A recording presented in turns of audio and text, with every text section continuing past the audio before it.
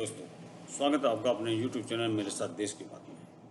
आज मैं अपने सभी दर्शकों को, अपने सभी YouTube फैमिली को निवेदन करना चाहूँगा कि अगर आप सनातन के बारे में बताना चाहते हैं, सनातन को बचाने और बढ़ाने के लिए आप आगे आना चाहते हैं, तो आइए सभी विश्व हिंदू स्वयंसेवक संघ के सदस्यता लें।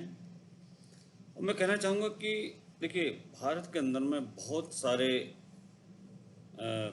हिंदू धर्म के अंदर में बहुत सारे संत हुए हैं, गुरु हुए हैं। उनमें से कुछ आजकल के जो गुरु हैं, उनमें एक निर्मल बाबा हैं जो कि लाल चटनी और हरी चटनी में भगवान कृष्ण की कृपा छिपे बताते हैं।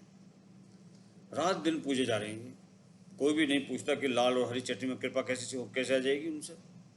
कोई इनसे कोई सवाल नहीं करता, लेकिन ये श्रीमान रात दिन पूजे जा रहे हैं हरे हरे किसी के द्वारा। अब एक है रामपाल, जो कबीर को पूर्ण परम ब्रह्म परमात्मा मानते हैं और अपने नहाए हुए पानी को अपने भक्तों को पिलाकर कृतार्थ करते हैं। ये भाई साहब, ये गुरु हैं हिंदू धर्म के। राधा स्वामी वाले हैं, वो अपने गुरु को ही मालिक, परमेश्वर, भगवान, ईश्वर का अवतार मानते हैं और कहते हैं कि सारे वेद गलत हैं और मजार पर जाने को ये सही बताते हैं। मुझे एक बार बताएं, हम लोग जब किसी के अंतिम संस्कार के लिए शमशान घाट जाते हैं तो आने के बाद में स्नान करते हैं, तो क्या मजार में जो व्यक्ति जा रहा है, मजार के अंदर में जो व्यक्ति दफन है, वो क्या है? जब हम अपने शमशान घाट से आकर के किसी का अंतिम क्रिया के बाद में हम जब आकर के स्नान करते हैं, तो मजार से वापस आकर क्यों नहीं करते हम? और मजार को इतना पवित्र किस तरह से मान लिया जाए कि वहाँ पर ही सब कुछ है? तो ये भी हमें ध्यान रखना चाहिए। राधा स्वामी वाले जो लोग हैं, वो मजार पर जाने को बिल्कुल सही बताते हैं। निरंकारी, जिनका उद्धार करने वाला ही करोड़ों की गाड़ी में 350 की स्पीड में भयंकर दुर्घटना में मारा गया और पता नहीं उसका मिलन परमात्मा से करवा लेता है वो या नहीं, ये तो भगवान जाने। कुछ मूर्ख लोग मुसलमान साईं बाबा को भगवान बनाने पर तुले हुए हैं। इसको जबरदस्ती मंदिर में बैठा कर मूर्ख धर्मद्रोही पाखंडियों द्वारा इसकी पूजा करवाई जा रही है।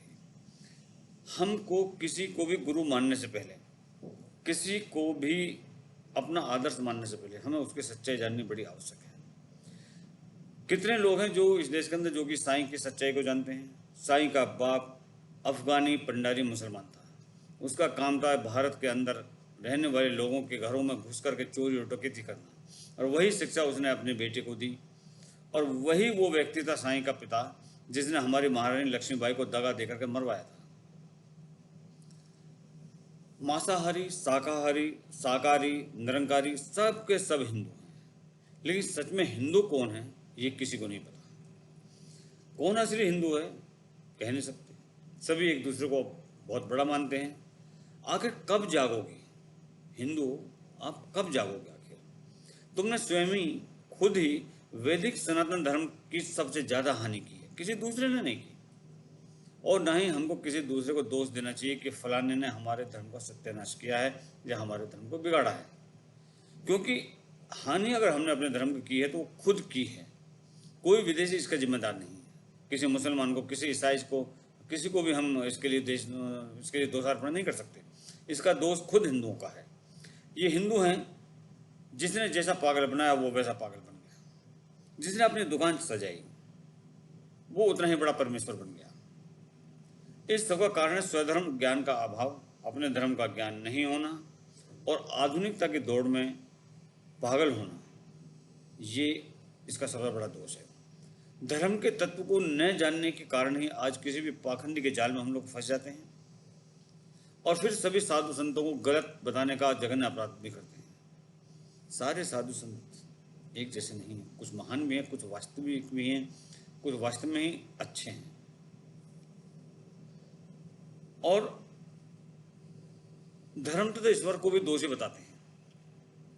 ये जो मैंने सारे बताए सभी धर्म को और ईश्वर को दोषी बताते हैं, जबकि दोष खुद का है कि मनुष्य जीवन प्राप्त करके भी हम सनातन धर्म को कभी समझने की हमने कोशिश नहीं की। कभी वेद तो दूर, श्रीमद् भागवत गीता जी का भी अध्ययन नहीं किया। कभी नहीं। कितने हिंदू जिन्होंने पढ़ी है, बताए कोई? सच में हिंदुत्व का ऐसा विकृत रूप देखकर दुख होता है। हिंदुओं, आओ वापस लौट चलें।